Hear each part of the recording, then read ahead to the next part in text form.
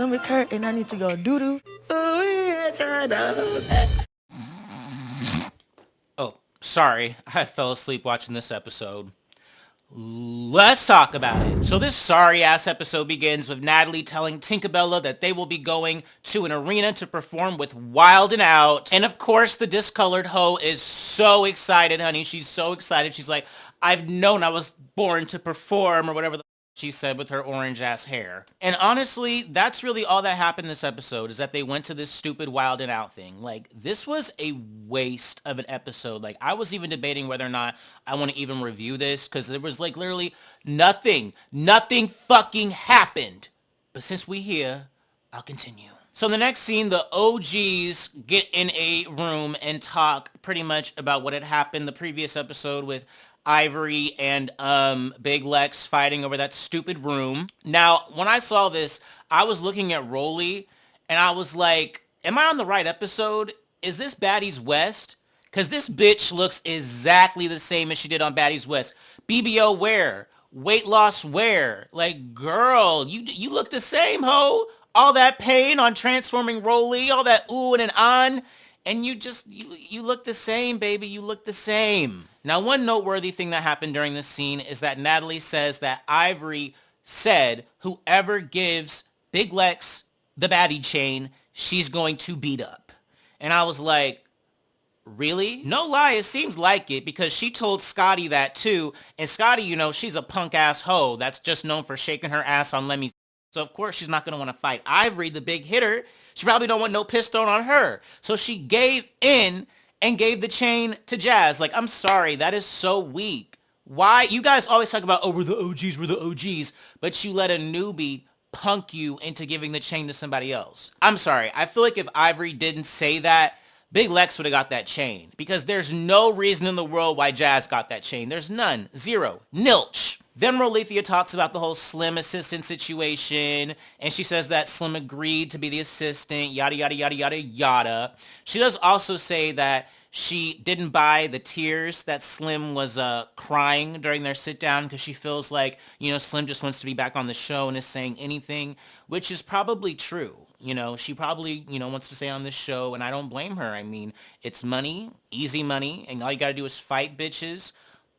You know, just make sure you got your Vaseline, make sure your hair is tied up, and yeah, there goes $100,000 for 3 months of work. No lie, Slim probably didn't get 100,000. She probably would get, it's given a good 30 to 40K, but it's 30 to 40K more than she would have had before. What else does Slim do? I don't think she does anything.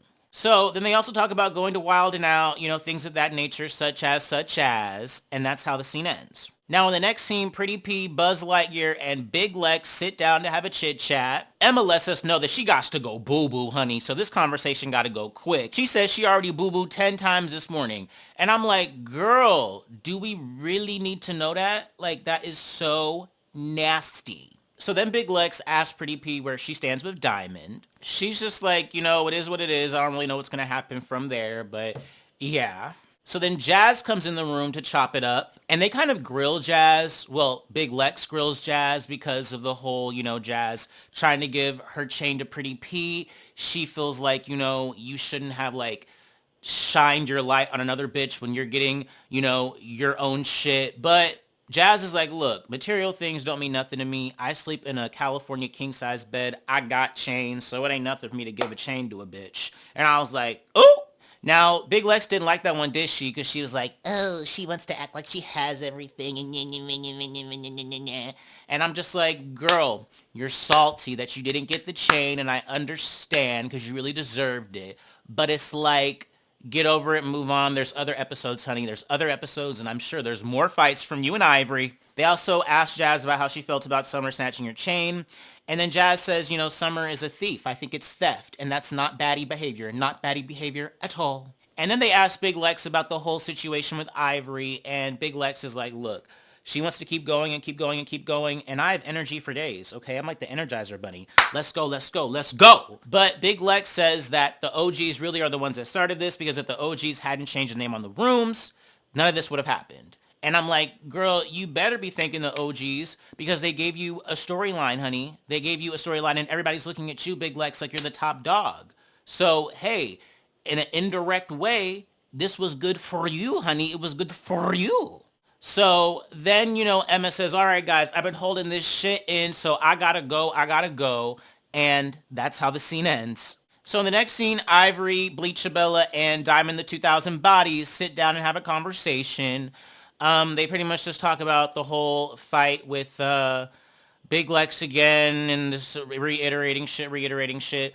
Ivory is very salty. She feels like she didn't get, her proper lick in. Well, actually, no. She feels like she did actually, like, win the fight, but she just feels like Big Lex is playing with her and she has to let a bitch know. And I'm like, girl, you are literally just mad because you met your match, honey. You met your match and you didn't get the lick that you wanted. You low-key kind of lost, honey. In the court of public opinion, you lost, as well as your eye. She also talks about how, she still wants smoke with whoever was the one that switched the names. And Tinkerbella was like, it was Natalie that switched the names.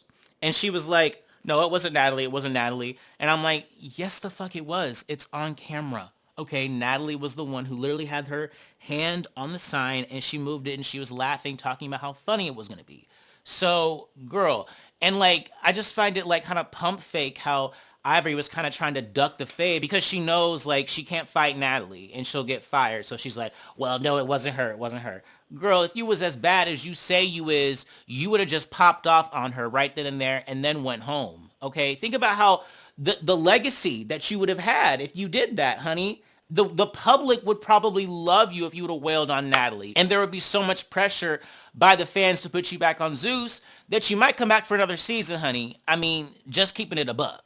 So then Remedial Ass Summer comes out and Summer kind of starts pressing Ivory saying like, why were you acting like you were going to fight me when I was trying to get the chain from Summer? And Ivory was like, well, bitch, you were, defending my op. I had just fought her. And Tinkerbella plays Peacemaker. She's like, you know what? You guys were both feeling some sort of way because, you were dealing with your ops. So I think it's just a wash and you guys can move on and be good. Okay. So then in the next scene, Natalie is on the bus waiting for the OGs so they can go to the arena so they can go on Wild 'N Out.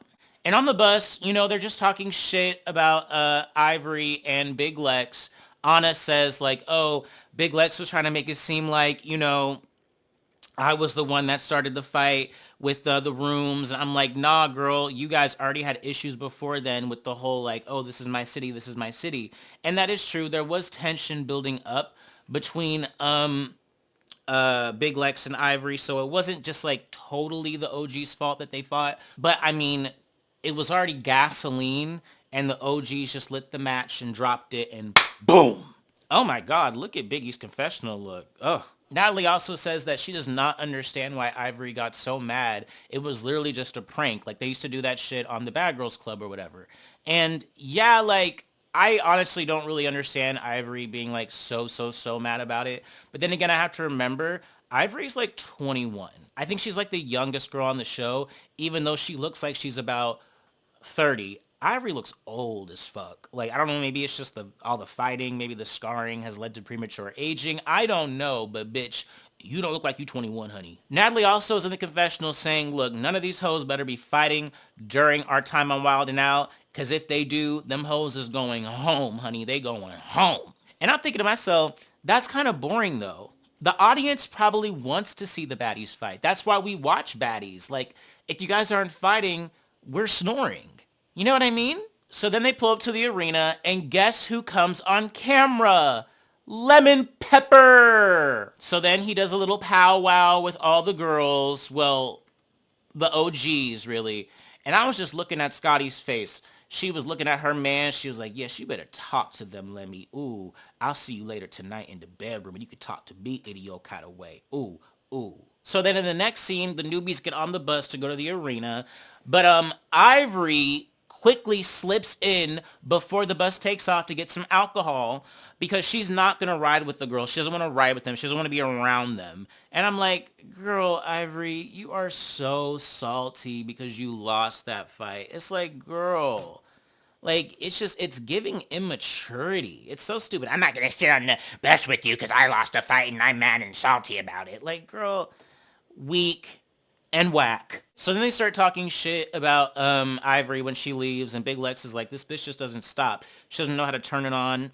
She doesn't know how to turn it off. She's always on and always wants to pop it. And it's true. It's true. She doesn't know when to stop. She doesn't know when to stop. Then they bring up the fact that Pretty P's sister kicked Diamond outside of the club last night. And Pretty P acts like, oh my God, I didn't even know she was going to do that. My sister is a kid. She's only 18 and she drove all the way to Milwaukee, or she drove all the way from Milwaukee to Chicago on her own to do that. And I'm like, do I believe that? I don't know. But they asked her if she went to jail, and she said she didn't go to jail, but she just got arrested. And I'm like, girl, you have something on your arrest record now because you wanted to kick a bitch that was on a reality show, and you're not even on the reality show.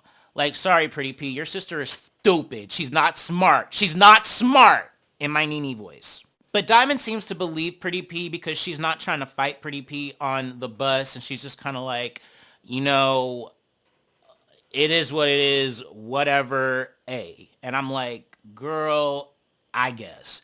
By the way, I like this wig, Diamond the Body. I love it. It's flowy. And you know, Hampton Spears loves a what?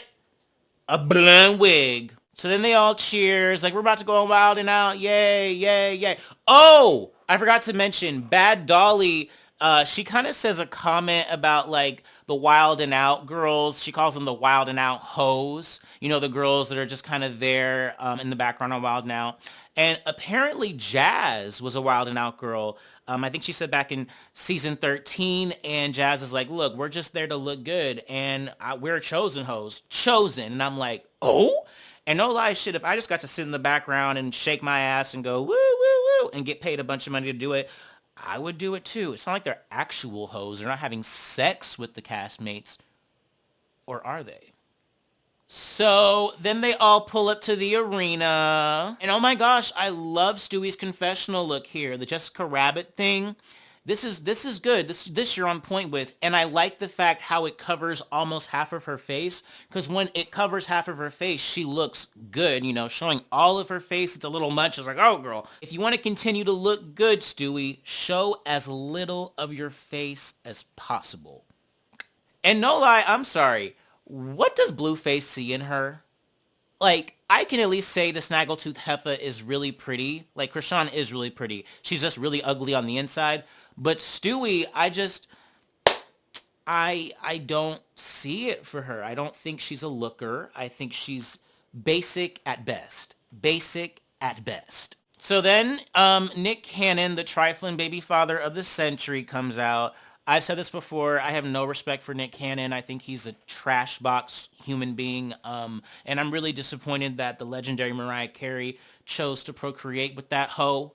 But, you know, it is what it is. So then the girls do a sound check. They go on stage, yada, yada, yada, yada, yada. And the girls go backstage to get their hair and makeup done so they can get prepared for their actual performance. So then these ratchet ass hoes go on the stage in front of thousands of people, and I'm like, okay, cool. And then, you know, Stewie starts out with her performance of Barbie. I'm a bad little bitch, but I'm shaped like a Barbie. Hips, lips, and an ass and Cardi. I'm a favorite motherfucker. Hello, motherfucker. Motherfucker.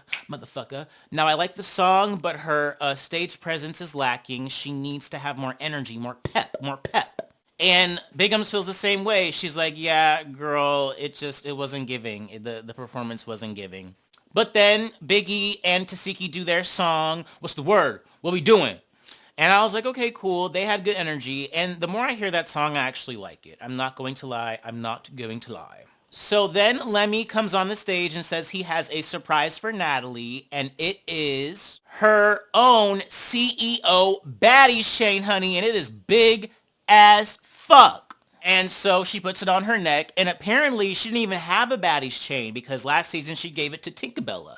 So I'm like, okay. And she got the CEO Baddies, honey. Yes, she lets us know who the boss is. That's the boss. And hey, I don't really give a fuck. So then they do this weird game where I guess they're trying to seduce this man.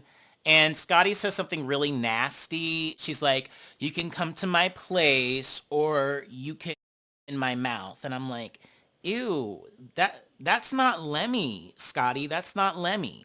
And then Akbar does something corny and stupid. Tinkerbella does some cringy ass thing. I don't remember what she said, and I don't feel like playing it back and listening to it again, but it was just very cringe and very awkward. And I don't even really think that man was feeling it. Like, I don't know. So then they all go backstage after the performance is done. Lemmy says they did a good job and that they're going to go to an after party. So then they all get on the bus. They talk about how much fun it was, blah, blah, blah, blah, blah, blah, blah, blah, blah. And then they pull up to the after party. It's packed. It's lit. They have fun, things of that nature. And that is how this whack-ass episode ends. But I want to know what you guys think. And this is the video the YouTube algorithm thinks you should watch next.